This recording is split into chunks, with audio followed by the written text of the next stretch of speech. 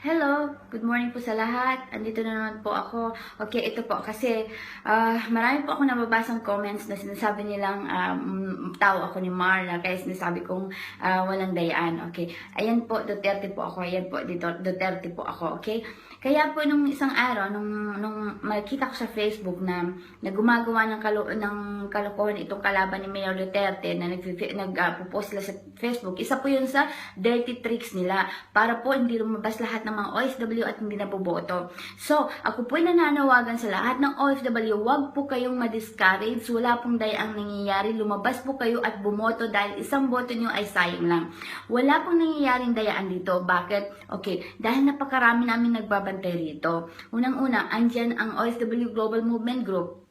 Meron po kaming mahigit 200 chapter sa iba't ibang panig ng mundo. Okay, meron kami sa US, sa Canada, meron kami sa Europe, kahit saan. Okay, meron po kami mga grupo. Tapos dun sa grupo na yon, doon kami nag-uusap, minomonitor namin ng isa't isa kung ano na yung kung ano na yung issue diyan, ano yung problema diyan. Kung may nagpo-post man na ganon, iniimbestigahan namin, tinatanong namin kung tinitignan namin kung legit to. Kung wala naman silang proof, hindi namin pinapansin.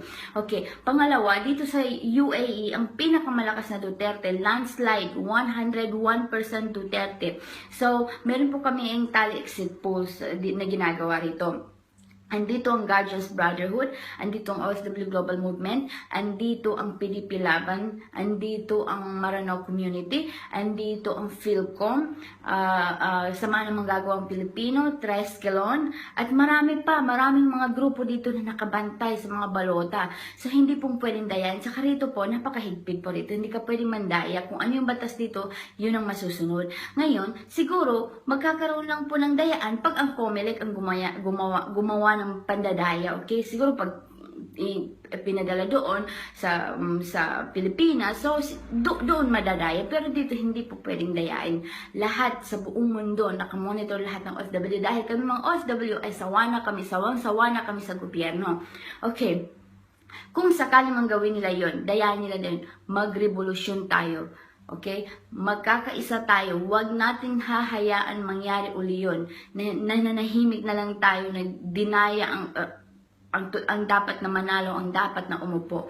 Okay? So, maraming salamat po. Sinasabi ko po ang totoo, walang dayaan dito. Duterte po ako, walang dayaan dito na nangyayari. Isang dirty tricks lang ng kalaban yan para lahat ng OFW ay hindi nalalabas ng bahay at hindi naboboto dahil masasayang ang boto nila. Kagaya ng nangyari po kahapon, kumakain po ako dito sa May Dubai sa Bibingkinitan, Exit 1, Burjuman.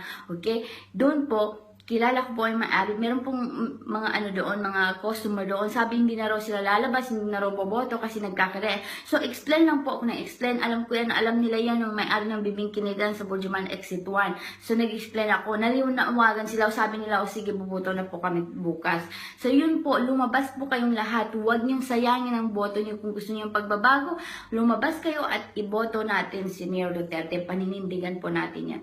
So, maraming salamat po at nagkikita-kita po tayo uli. Huwag kalimutan si Mayor Duterte sa pagka-presidente at si Alan Peter Cayetano sa pagka-vice president. Duterte tayo.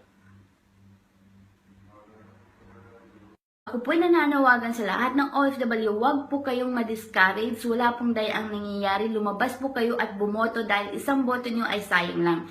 Wala pong nangyayaring dayaan dito. Bakit? Okay, dahil napakarami namin nagbabantay rito. Unang-una, andyan ang OFW Global Movement Group.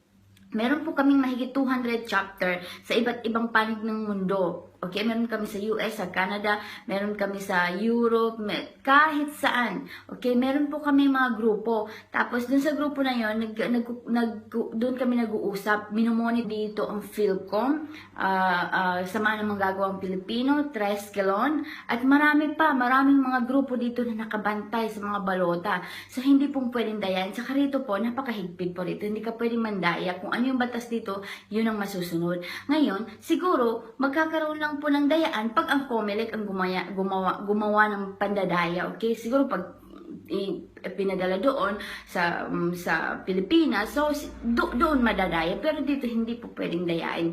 Lahat sa buong mundo nakamonitor lahat ng OFW. Hello, good morning po sa lahat. Andito na naman po ako. Okay, ito po kasi marami po ako nababasang comments na sinasabi nilang tao ako ni Marla kaya sinasabi kong walang dayaan. Okay, ayan po, Duterte po ako. Ayan po, Duterte po ako. Okay, kaya po nung isang araw, nung makita ko sa Facebook na gumagawa ng kalokohan itong kalaban ni Mayor Duterte na nagpo-post sila sa Facebook, isa po yun sa dirty tricks nila para po hindi lumabas lahat ng mga OFW at hindi na boboto. So, dahil kami mga OFW ay sawa na kami sa gobyerno. Okay, kung sakali mang gawin nila yon, dayahan nila din, magrevolusyon tayo. Okay? Magkakaisa tayo. Huwag nating hahayaan mangyari uli yun. Nananahimik na lang tayo na dinaya ang dapat na manalo, ang dapat na umupo. Okay? So, maraming salamat po. Sinasabi ko po ang totoo, walang dayaan dito. Duterte po ako, walang dayaan dito na nangyayari. Isang dirty tricks lang ng kalaban yan para lahat ng OFW namin ng isa't isa kung ano na yung kung ano na yung issue dyan, ano yung problema dyan. Kung may nagpo-post man na ganon, iniimbestigahan namin, tinatanong namin tinitignan namin kung legit to. Kung wala naman silang proof, hindi namin pinapansin. Okay, pangalawa, dito sa UAE, ang pinakamalakas na Duterte, landslide, 101% Duterte. So, meron po kami ang tally exit polls na ginagawa rito. Andito ang Guardians Brotherhood, andito ang OFW Global Movement, andito ang PDP Laban, andito ang Maranao Community, and